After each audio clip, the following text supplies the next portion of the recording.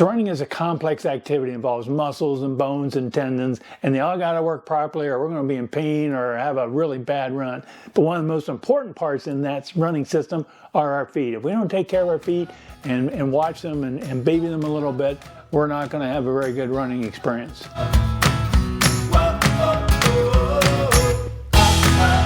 Hi, I'm Ralph and welcome to Ageless Runner. I thought I'd talk a little bit today about some tips about taking care of our feet.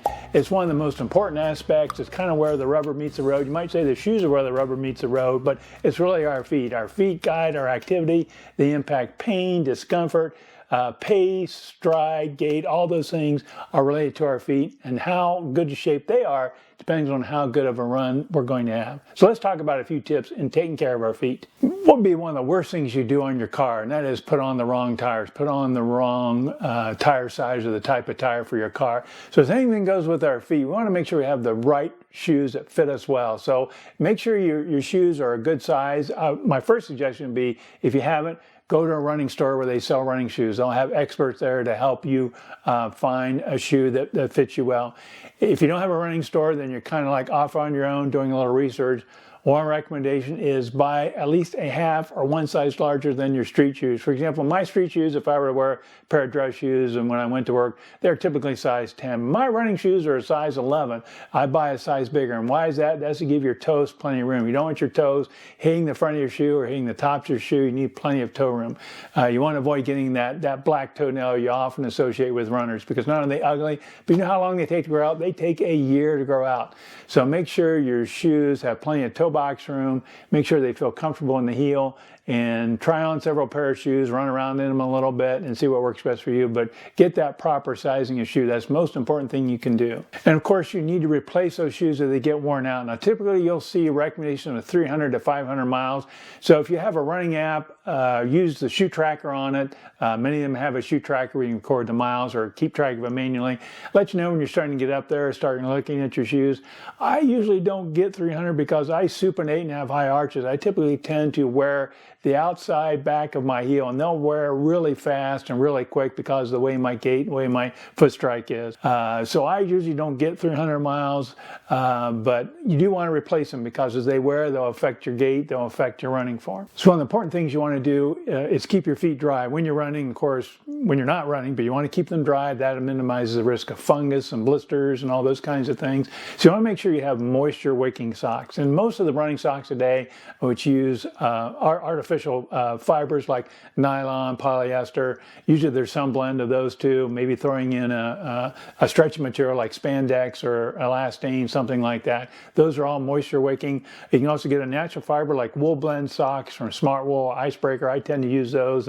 The natural fiber tends to really do a great job of keeping your feet dry. And so make sure you get some type of moisture wicking sock. And don't be afraid if you're out on a long run to bring an extra pair of socks with you in case your feet get wet. There's nothing wrong with changing your socks and putting on a dry pair of socks mid-run. Now, if you go to the gym and run, maybe do the treadmill or a track there, when you're in the locker room, wear flip-flops. Do not walk around the gym and the showers and things in your bare feet. Those things are just ripe with fungus and bacteria and all those things. So protect your feet in that manner also. Of course, another word on socks is typically maybe get some socks with the cushioning, especially in the heels and toe areas. That's kind of where blisters and things and calluses can form. Now, the nice thing about socks, they are a lot cheaper than shoes. So you can try several types of socks. Don't be afraid to get 2 or 3 different brands, 2 or 3 different types. Try them, see what works best for you. As I said, I've kind of settled on a wool blend. I get my running socks from Icebreaker. That works best for me. My daughter really likes Saucony brand socks. So you try them out, see what works best for you. Make sure they've got some cushion. Don't get them too thin. That makes you more prone to getting blisters and or calluses. But get some cushion socks and try several pairs. Now, blisters are a common problem. So one thing you can do for blisters is put on a personal lubricant, what they call like Glide, or I use Gold Bond Friction Defense. Putting those on your feet before you run can provide a little bit of lubrication. Again, using those cushion socks hopefully will minimize the aspect of blisters. But if you have some hot points, spots where you typically tend to get blisters, put a BandAid on them. Put something on them ahead of time, help minimize the risk of getting blisters. And once you get a blister, of course, it's going to be painful. It's going to disrupt your running for days or a week or so until it gets healed. So take care of your feet. Put on some Glide or some Friction Defense or use BandAids.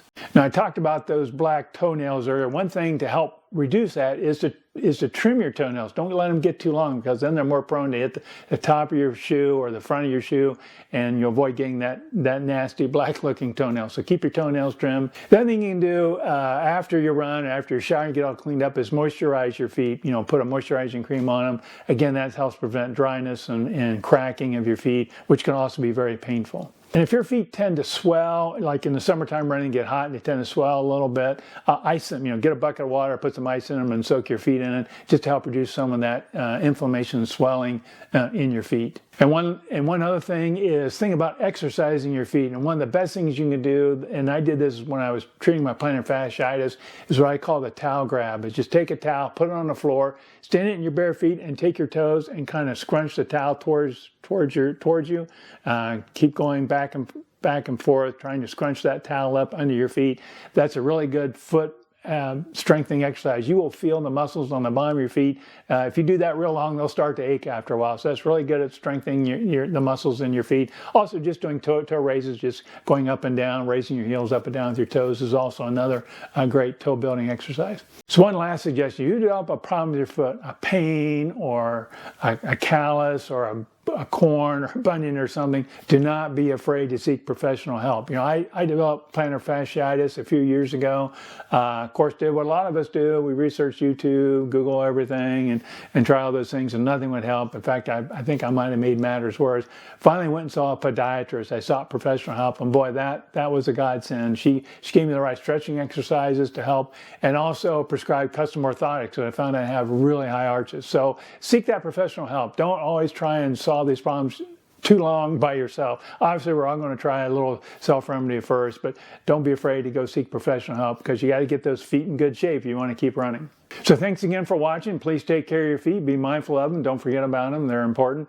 If you enjoyed this video, please scroll down and hit that like icon. And if you're new here, you're a new person, I'd love to have you subscribe. Hit that subscribe icon while you're at it and stick around. Thanks again for watching, and happy running.